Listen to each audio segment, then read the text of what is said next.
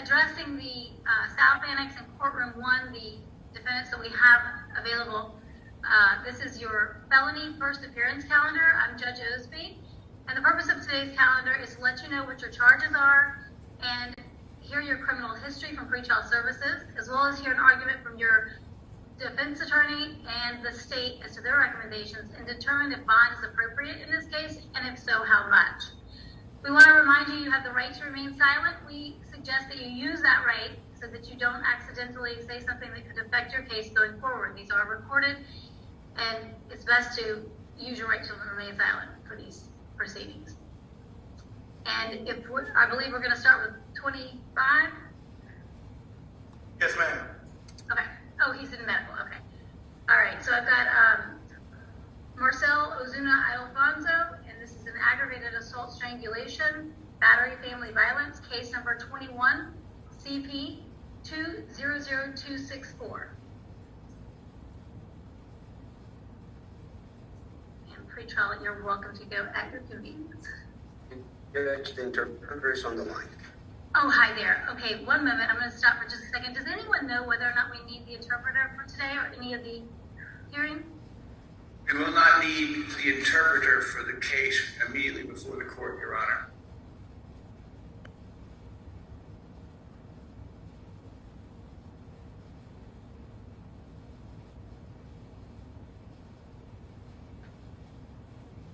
And good morning, Your Honors. Simone Hilton for the state of Georgia on position 25. Thank you, ma'am. And courtroom 1, do you need an interpreter for anybody coming from your room for the calendar? So good, we go. Thank you so much. All right, it appears you are released, Mr. Laris. Thank you so much for a hearing.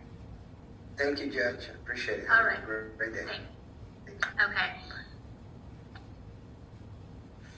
All right, so, hi, Ms. Ash. We can hear the defendant's criminal history whenever you're ready.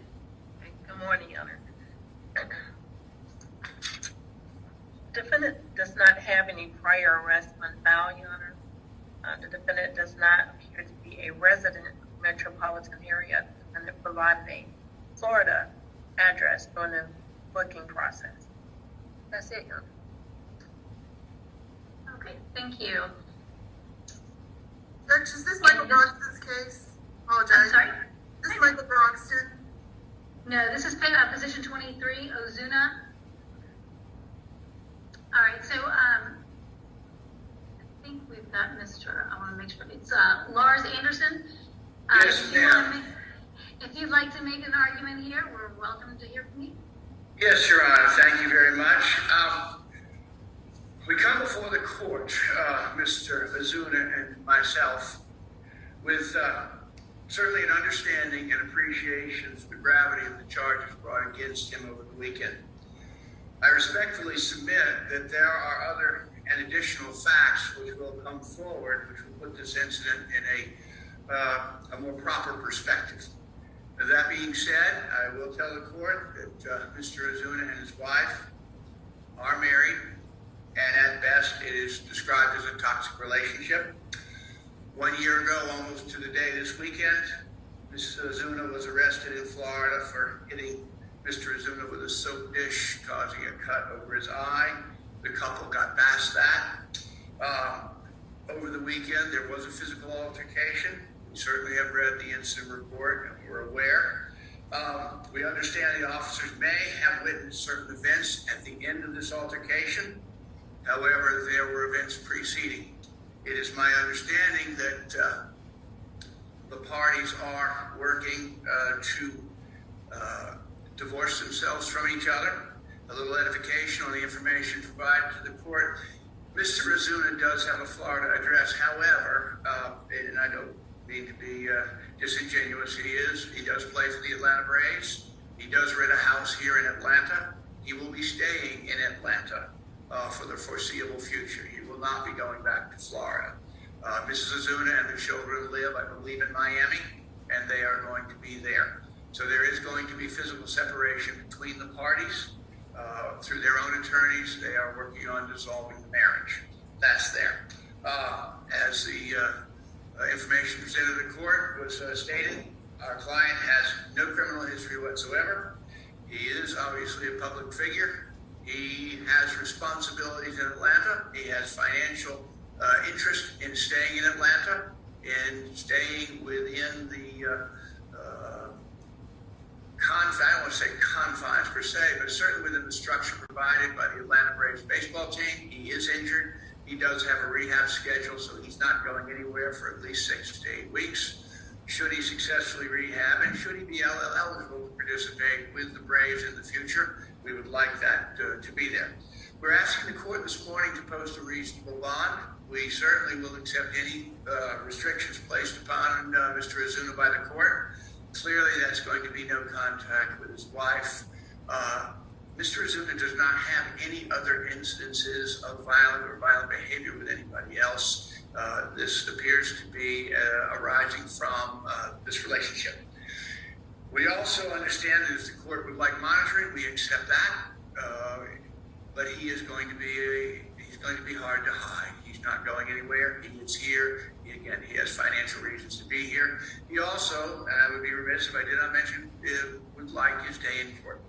So for those reasons, we are asking that he be granted a bond. Again, he is not a threat to the public. He's not a flight risk. We understand the charges are serious. We expect a significant bond, but we stand ready to abide by that and any other conditions by the court. Thank you.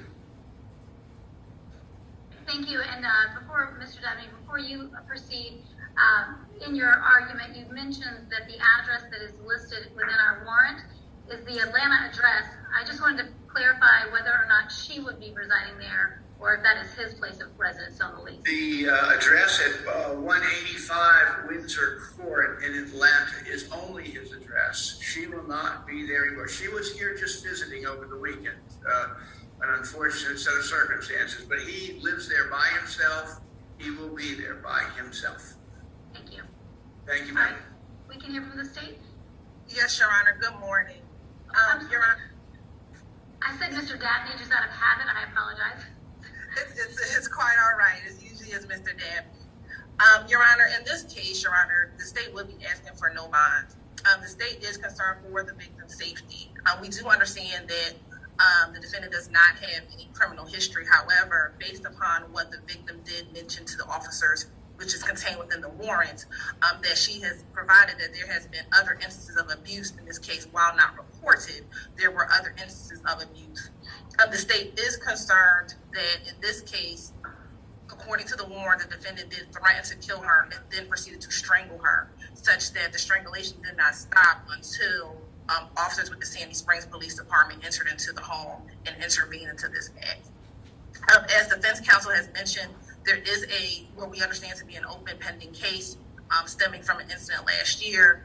In that case, Your Honor, this is the state's understanding that there was initially a no contact order provided, then it was amended to allow for contact. And then here we are a year later with an escalating incident. So given that history, Your Honor, the state is asking for a no bond in this case. However, if the court is inclined, we have spoken to the victim through her attorney, Mr. De Verona, who is on the call this day, standing in her stead. In all candor to the court, the victim has asked for a bond in this case, as well as no violent contact. The state's position is no bond, but if the court is inclined to give a bond, the state would be asking for a no contact provision. We will also ask that the defendant have no weapons, specifically no guns. We would ask that he have pretrial level 1 reporting. And I'm not sure, understand that he does play for the Braves, if he plans on having to leave for games, but that he will provide pretrial with the schedule of his games and when he shall leave and return back to the state of Georgia, as well as an ankle monitor in this case, Your Honor. Okay, so I understand, Ms. Nash, that I'm sure you raised your eyebrows there with the the felony charge not being a pretrial allowable charge, but the misdemeanor would be. So that being said, he doesn't have a criminal history. For 30 years old. I understand this open case, and I'll consider that. I do think that this is if nothing more, definitely a toxic relationship between the two. I see Mr. De Verona on here as well. Did you want to make any commentary on behalf of the witness at all? Your Honor, with the court, allowing me to appear on behalf of the wife in this matter. Just to clarify, there is no open case against my client. That case was actually no cross back in June of 2020 through some error. And the reason why I know it, because I was the defense counsel for Mrs. Ozuna. So through some clerical error from the Miami-Dade clerk of court, that case remained open and it was dismissed yet again through a no action memorandum by the state attorney of Miami-Dade County back in March of 2021. So there is no open case. And just to reiterate what the district attorney did say, is that my client has expressed that she has no imminent fear of death or bodily harm. She is currently in Miami-Dade County in the state of Florida, which is quite a little distance from the state of Georgia in this particular situation. She has expressed that she has no objection and would like to have the father of her children released on some type of bond and to have no violent contact. And that's what her wishes are. It has been expressed to me, which it correctly has been expressed by the district attorney in this case. But I just wanted to clarify that issue with an open case. There is no open case. My client has actually been freed and cleared of any wrongdoing, so she has nothing pending against her. I just wanted to clear that for the record. Okay. You mentioned the children, and how exactly do they go back and forth, or how is that done currently? No, the children reside with the mother. That's their primary residence at this point. And I believe that Mr. Anderson has expressed it correctly. I think the parties are in the process of trying to get a divorce. So there's going to be whatever type of situation and arrangement with the temporary custody would be with the mother, and then visitation, so on, or shared parental responsibility. But that's not here or there for me at this point to get involved in, because I'm only here for that matter, which is before the court today, not in any family capacity. Okay, thank you, sir.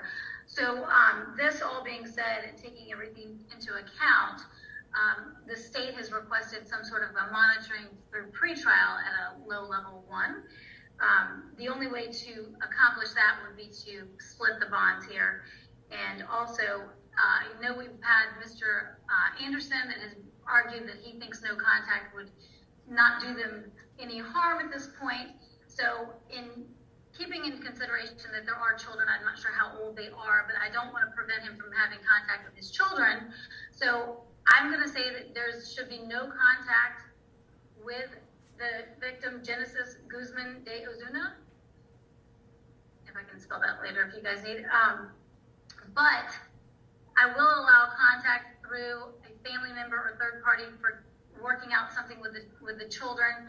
And if this is something that counsel wants to argue to release later on in a bond hearing, that's perfectly fine as well. But at this time, I think with no further contact. Additionally, we're going to say no weapons in his possession during the pendency of this case. And also, obviously, no issues with the address listed here. And as Mr. Anderson stated, there's a lot, more to come out. So I'm not trying to put this in any way, but in order to get the pretrial services level 1, that will be for the second charge under battery family violence. And we do the unsecured judicial release on that. No monetary value is backing that up for that purpose. For the aggravated assault strangulation, I'm going to set the bond at $20,000. And I believe that covers everything unless someone else has any